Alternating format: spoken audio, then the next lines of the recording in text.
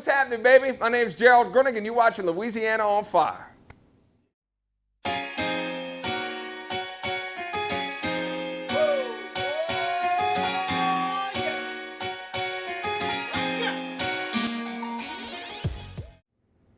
What's up, Louisiana?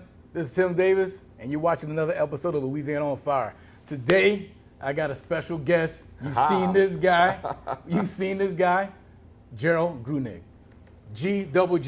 Hey, man, appreciate you coming today. Gerald actually set this up for us. We're at Miko's Donuts today. So thank you for doing that, man. No Thank you for coming in. No doubt. It's been storming. You still came out here. You're still fresh. Yep. As you can see, dude is still fresh even though it's raining. But, man, first off, let me say this before I forget. Yep. We got something in common, bro. What's happening? We go to the same barbershop. Come on, man. Yeah. Exclusive? Nice, bro. Who cut your hair? So Randy cuts my hair. Yeah, nice. So Randy's my guy. Jason's your guy. Yeah. I'm gonna get Jason on the show though. Talked to him yesterday. I heard you was at the barbershop yesterday. I was. So I told Jason, I was like, yeah, I'm getting Gerald tomorrow. He was like, he was here today. That's an episode I need to watch. Yeah. Jason, that's a cat, boy. Bro, that that's dude a cat. is hilarious, bro. But he got a big heart, a good heart, man. No doubt, good dude. So bro. when I told him that you was coming on, he was like, bro, he's like, he came cut his hair today. That's it, I said, hopefully for the show. That's it. Yeah. Gerald always clean, so we got that in common, man. So I wanted to get that out the way. Oh, no, Shout for out sure. to exclusives, man. Yeah, no doubt, no doubt. Thank you for coming in, man. So look, this is where we get to know you. I want people to know who the real Gerald is, man. So we see you, you know what I'm saying, on Instagram, on TikTok, and all that good stuff, but we want to know the real Gerald, man. So let's start, like, where you from, man? Like, no doubt. So, kind of I don't want to say it ain't a loaded question. I got people asking me all the time where I'm from, and I've kind of lived all over the state. So I grew up in New Orleans on Franklin Avenue. AWOL, baby, you heard me? Was damn. Let me chill out. No, but I grew up in New Orleans on Franklin Avenue. Wards were a real big deal when I was growing up in the 90s and early 2000s. A lot of that's kind of gone away just because, man, when I was growing up in New Orleans, man, I did public and private school, kind of alternated all over the place. But the neighborhood thing was real. Now, after Katrina, man, everybody kind of ended up all over the place. So I can just remember, like, man, there's pictures of me when I was. The pictures that we do have from Katrina, I'm in front of the gas station, like, damn, baby. Come on, bro. Like, we out here. Yeah. So I grew up on top of my family's po' boy restaurant, though, in New Orleans. My dad grew up, he kind of was a military brat, but ended up settling in New Orleans with his mom and dad when he was a kid. My dad, high school graduate, just a grinder, started working in the po' boy restaurant that he ended up eventually co-owning then after Katrina. Ended up opening up his own restaurant. We had 3 restaurants in the city at one time. Damn. I was out of the house by then. So my dad and my brother were making it happen. My dad still has a restaurant in New Orleans. It's in Harahan now, Jefferson Parish. And I grew up on top of my family's po' boy restaurant next to 2 24/7 gas stations, Come on, man. Oh, yeah, bro. Waking up every day. T is so funny, bro. Like, something I don't think about too often. I'd wake up earlier, and I'm sure we'll get into it, kind of talking about clothes and fashion and stuff like that. Absolutely. Man, every morning, at one point in my life, I can remember waking up, walking down the stairs of the apartment I grew up in, on top of the restaurant that my dad worked at and owned with the guy I'm named after, and buying a fresh, brand new, every day, brand new 4X long sleeve. You had the tall tee? Brand new 4X long sleeve white tee under my school uniform. Come on, bro. Oh, yeah, with my black forces. Oh, yeah. Oh, you had the black forces. With the Dickie. Man, we had to wear black shoes for school. Oh, you was thugging. I had to, I don't know about all that. It was funny. That's what, we used to, depending on where you went to school in New Orleans, you had to wear, like if you went to private school, school, you had to have a uniform. There was no, like, flexibility. You had to wear a black tennis shoe. Yeah, so when I was growing up in New Orleans, man, I'd have, some Dickies, my long sleeve, long, big boy, white long sleeve tee, my school shirt. So my shirt was like an XL 2X. I'm like 13. You know what I'm saying? It's crazy, bro. So grew up next to some gas stations. Grew up on top of the Po' Boy bakery in New Orleans. Katrina hit. I ended up on the North Shore for a couple of years. That's where I met my wife. Nice. My wife and I have been together since 2007.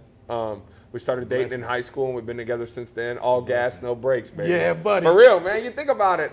How many people were high school sweethearts, right? I know. I always thought about that, man. And then you see them, or you talk to them, or you get to know them, or you know them. Yeah. Oh, yeah.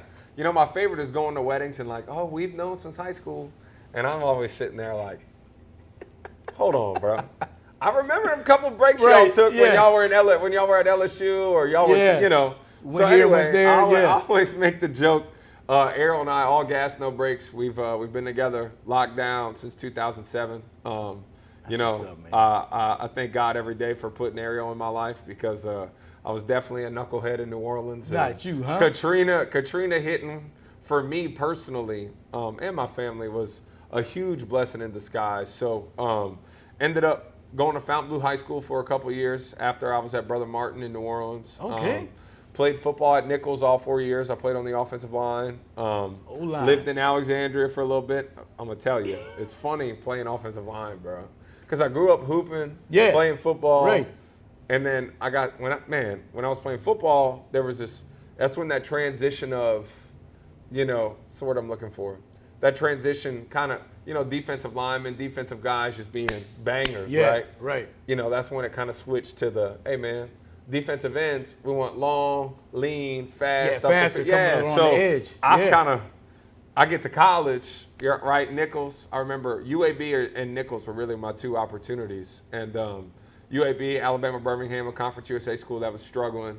And then, you know, Nichols State, you know, a FCS school. We struggled when I was there. My little brother went there and won a bunch of conference championships or won a conference championship, and they've been winning conference championships since then. Yeah. To that point, it's funny, you know, next thing, I grew up hooping, I grew up doing all this stuff. Next thing you know, I'm playing offensive line. I'm 300. I'm like, dude, who is this guy, man? You know what I'm saying? Yeah. But I just kind of got lost. I'm going to be honest with you. I had a coach at Brother Martin. He said, Gerald, why don't you play tight end? Like, you're aggressive. You can catch. You can run. Yeah. Like, why don't you play tight end? I'm like, no, I play defense. Like, I'm a head buster, baby. Right, you know what I'm saying? And coming then, off the line. And then by the time, you know, I got done playing high school football, they were looking for DNs that were rolling, bro. And I just got left in the dust. So, moral of the story is I should have played tight end. I didn't. I played center. It still sticks with me to this day, bro. Man, you could have been in the NFL. Well, I don't know about all that. But I definitely, and I loved my Nichols experience, but I just, knowing how I am as a competitor and as a person, like, man, scoring touchdowns, catching the ball on people, like, you know, bro, I just like being able to, like, I could like, see that you know, about like, you, flex man. on people, like, yeah, what's up, baby? You can't check me. Right. Like, when you blocking people, bro, it's just, you don't get that same. You might get a pancake. Yeah, but bro, nobody sees it. Ain't nobody clapping. You know, so I grew up in New Orleans, played football at Nichols, lived on the North Shore after Katrina, lived in Alexandria for about 10, 11 months, and then I moved to Lafayette in 2014. My job at KLFY, I've been there since 2014.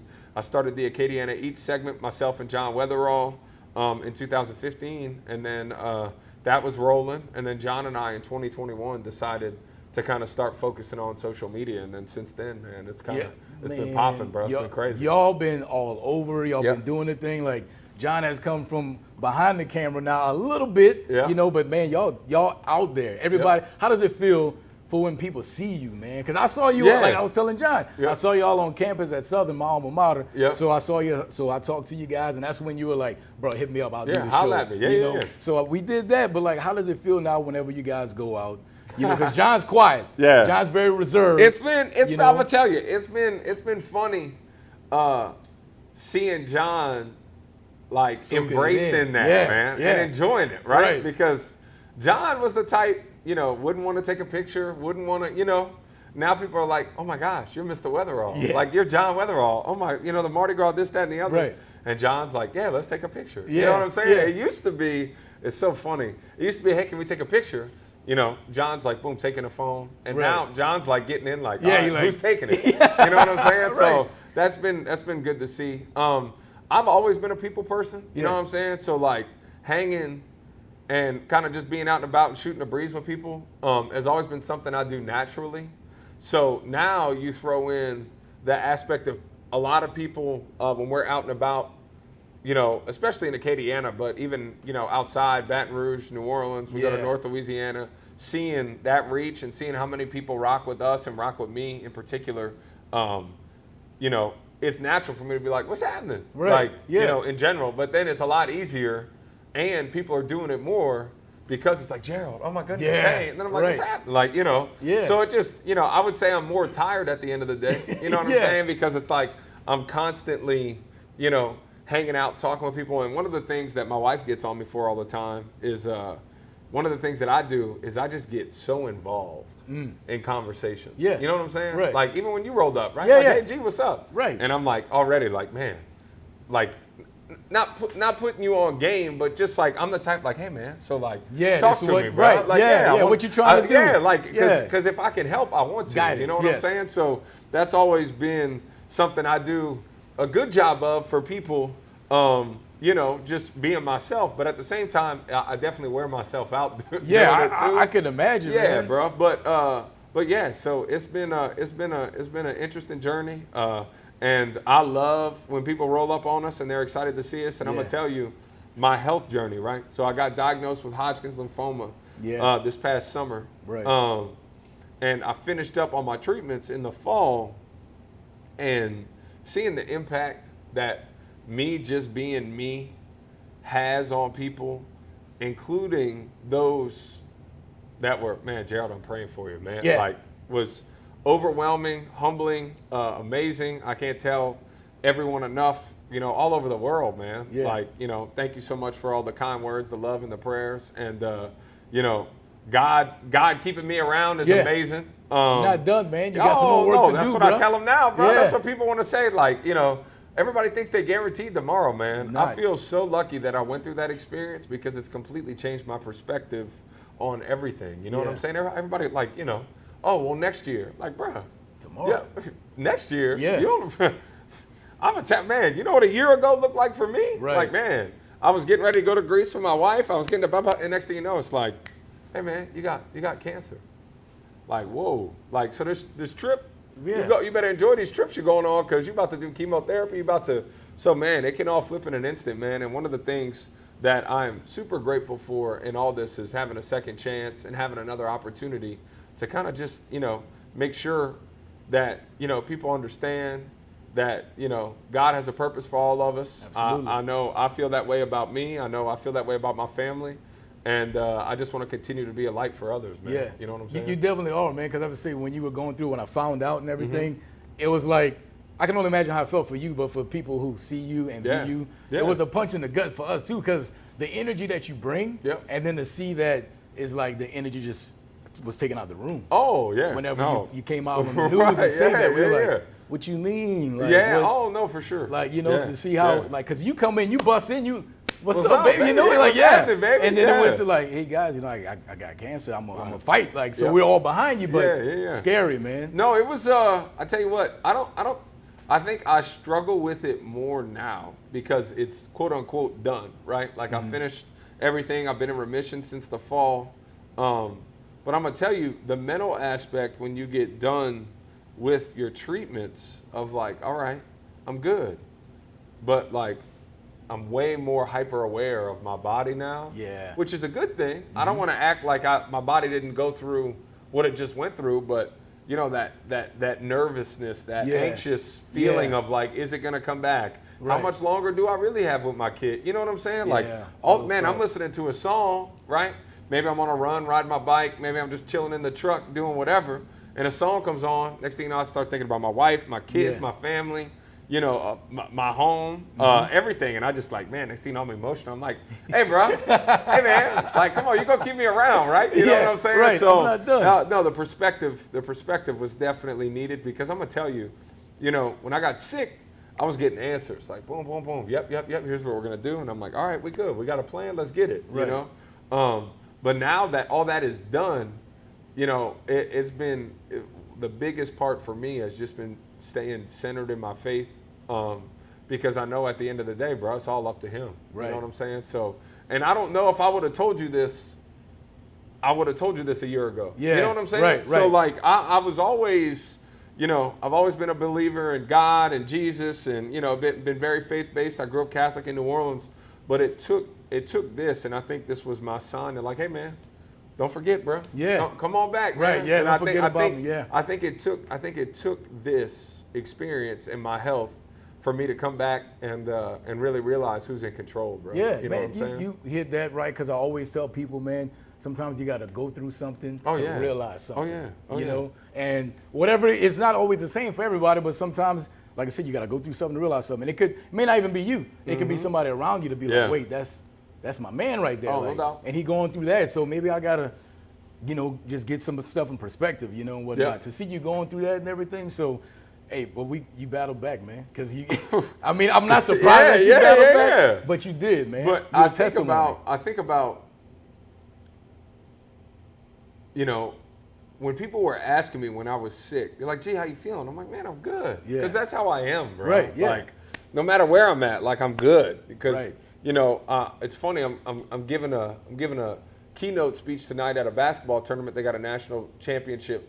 There's a national championship basketball tournament coming to town. I'm speaking at it, and so much of the conversation, for me, and what I tell people now is like, sports don't build character, they reveal it. Now they do build character, don't get me wrong. But my point is like, I'm a competitor, man. Yeah. Like, you know why I play basketball at Reds? As much as I love basketball, I love putting my shoulder in somebody, getting a bucket on, and be like, "What's up?" Oh yeah, that's I'm all here. day, baby. Yeah. Like I'm get here. ready. So like if we get picked up on a team and somebody's like, "Man, these matchups ain't right," I'm like, "What you mean these matchups ain't right?" Yeah. And they're like, "Well, so and so." I'm like, "Dude, I'm the baddest dude on this court, man. Whether I am or if I'm not, I'm him. That's where I'm at." Right. You know what I'm saying? Yeah. So now I'm not saying it always plays out that way, but that's a mentality I've always had. I've always had a chip on the shoulder.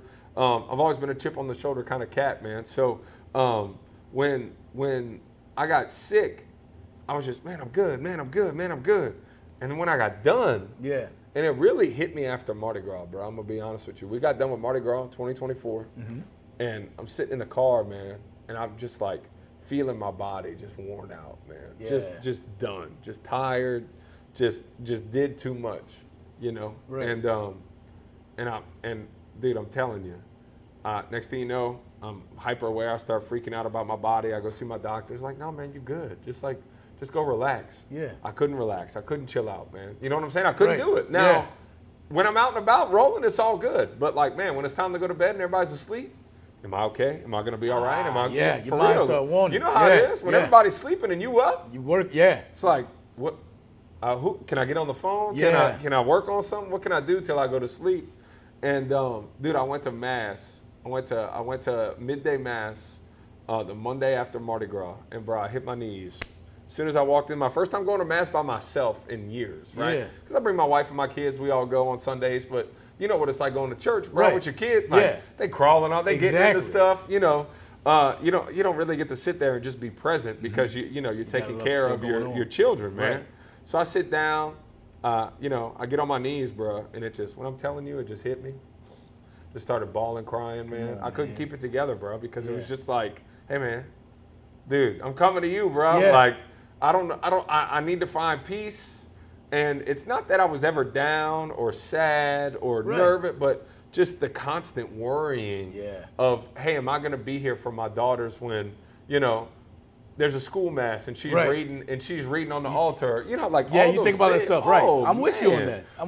So when we talk about fighting through stuff, I did with the help of prayers and support of the community and people from all over the world. But I didn't realize how bad I was feeling until I started feeling good. Yeah. You know what I'm saying? Right. So it was a beast, bro. Yeah. Like I think about the mental struggles and just like the grind that came along with that stretch of chemotherapy, man.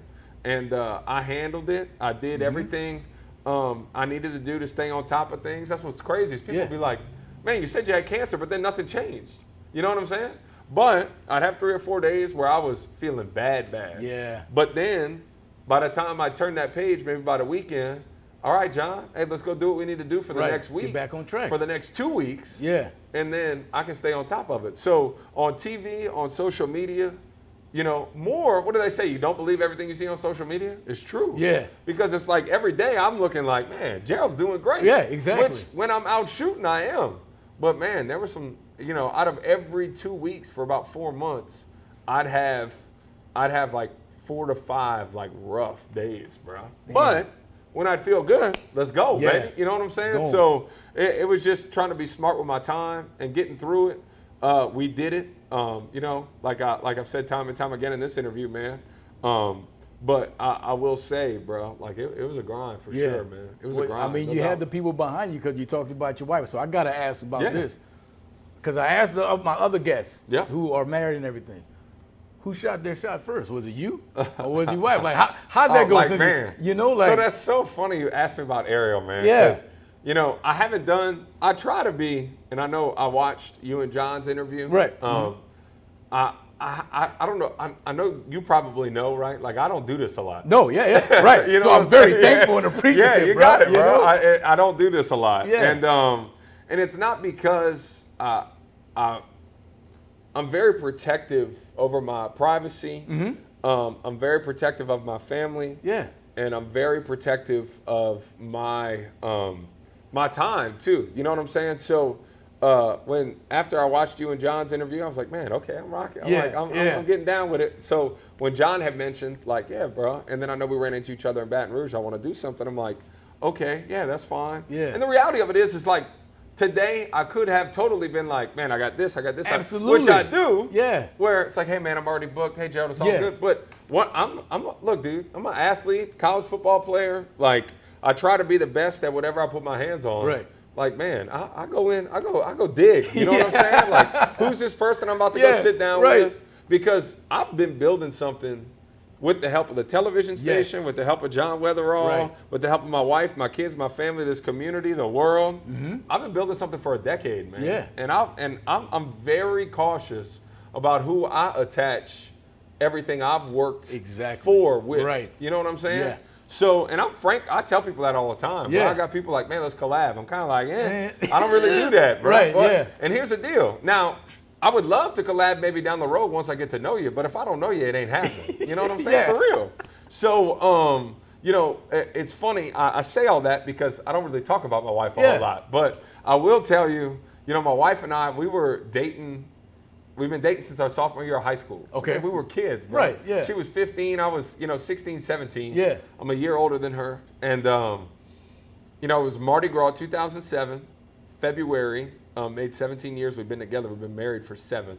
And, you know, what's crazy is it was one of those deals, bro. Like, you know, Ariel and I are hanging out because one of my best friends was dating one of Ariel's best friends. And we both were kind of, you know, just kind of hanging while they were hanging. Right, yeah, Next thing you know, we hit it Feeling off. each other out. Right, you know? but here's the deal. It's funny. So we kissed for the first time in high school. Yeah.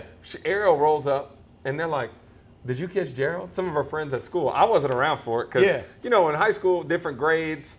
You know, she was a freshman, I was a sophomore. You hang out over I was there. across the hallway. She was over here with her Right. friends. We walked to class or whatever.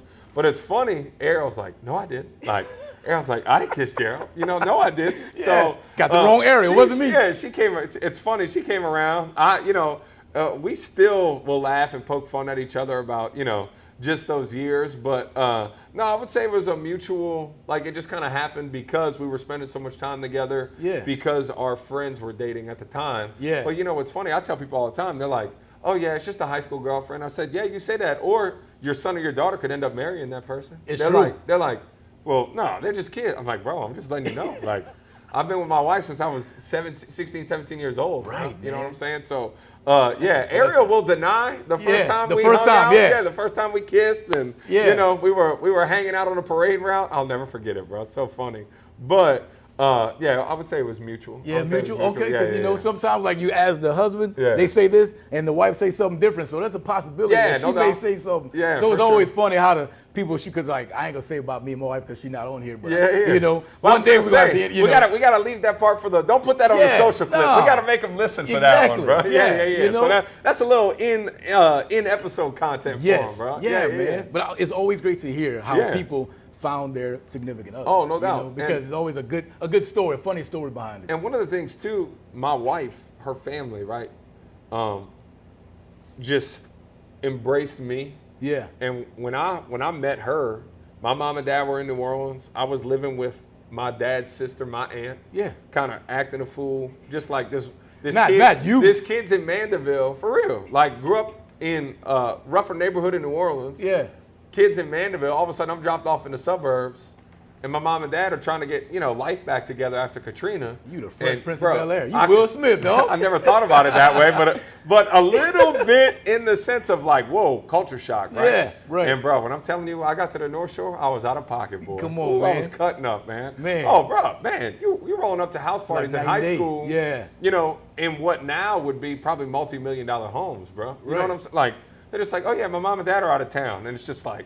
Party. It felt like a movie, bro. Yeah. I'm gonna be honest with you, because in New Orleans the culture's different. Yeah. You know what I'm saying? Because when I grew up in New Orleans, man, like I was 14, 15 years old, catching a bus, going out. Man, I ain't partying. I'm a kid. But my point is like you around it. You around it. You know what I'm saying? I'm going to second lines, going to block parties, going downtown, going to the French Quarter, going to family party. You just around that environment. You just. But when I got to the North Shore, it was it was like high school kids doing keg stands and it felt, bro, I'm telling you. Right. And my sophomore year, I started at outside linebacker. We were the second best team in 5A in the state. So we were rolling. Yeah. Right? Bro, cheerleaders bringing pizzas with your number on them. Oh, dude, I'm telling you. Yeah, and I grew up alternating public and private, but in New Orleans, private school, a lot of them are all guys, right? Yes, so right. Jesuit, Brother Martin, St. all of the Catholic League schools, Holy Cross, all guys. Right. So this was my first time, like, being an athlete that people, like, around girls and teachers and, like, and I wasn't, my parents were an hour away. I was living with my aunt who's just like, all right, whatever. Stay out of trouble, right. But, like, bro, I smile about it to this day because it was like, me and my best friend talk about it all the time. Everybody got to college and they act a fool. Yeah. Like, man, that was us in high school. You was doing it in high school, right? Man, my first 3 years of high school were crazy, bro. I don't know. Like, I'm telling you, it was culture shock. It was a lot of stuff happening, bro. Right. You know what I'm saying? Living. But like Katrina, like, man, there was just so much adversity going on. And like my parents were just trying to get back on their feet, right? Trying to get a house, trying to get the restaurant open. My mom trying to get her school that she ended up working at for a decade. Like so much going on, and I'm being me, living. Let's go. Wow, man. And I will tell you this, something that people don't know, and I don't tell this story a whole lot.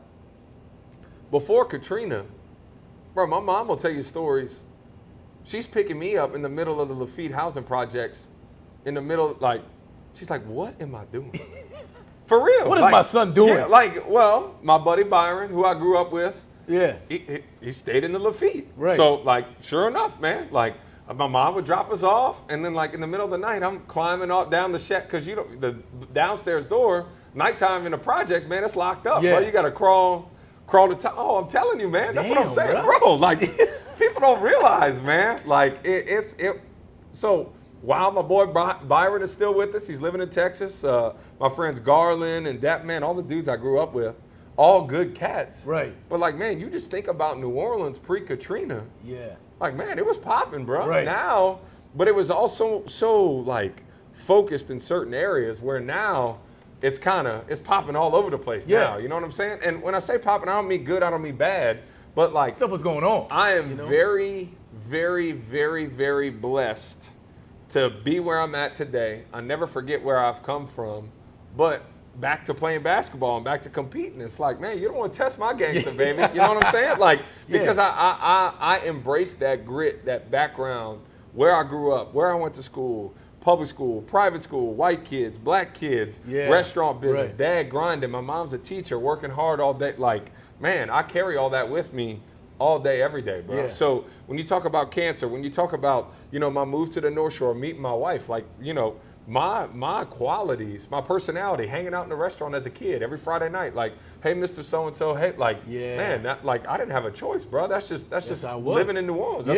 That was what my New Orleans looked like. So, to see it all pay off now has been wild. I would have never thought how I grew up in New Orleans, in the po' boy game, playing sports, ripping and running in the streets of the city growing up, and then on the North Shore and in Thibodeau. Because, man, you think about it. In a 4-year stretch, I grew up in Gentilly on Franklin Avenue in New Orleans, ended up on the North Shore for 3 years, the suburbs, and then I'm in Thibodeau, bro. Yeah. For 4 years. And I'm in Thibodeau, like, by that point, because I told you, I had my year in high school. I was you was wilding out there. So when I got to Thibodeau, I'm like, this is not like I'm like retired, bro. You know what I'm saying? Hang up the jersey. Like, I wasn't acting a fool in school. I was a team captain on the football team. Errol and I maintaining our relationship. So I guess to see it all come to life now, and I'm gonna tell you, one of the things I take the most pride in with what I do and what we do, is I can be in Iota on Mardi Gras Day, right? Yeah. With in the country. Right. You know what I'm saying? Like, hey, Gerald, man, I watch you. Man, I love your stuff. Or I'm in the hood. Hey, G. Yeah, what's up? Yeah, like, dude, it brings me so much joy that what I do resonates with so many people.